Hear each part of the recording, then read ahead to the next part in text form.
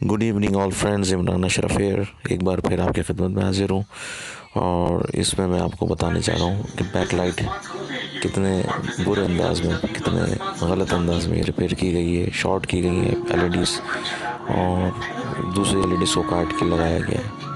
ये बहुत ही बुरी एग्जांपल है बैकलाइट रिपेयरिंग के लिए।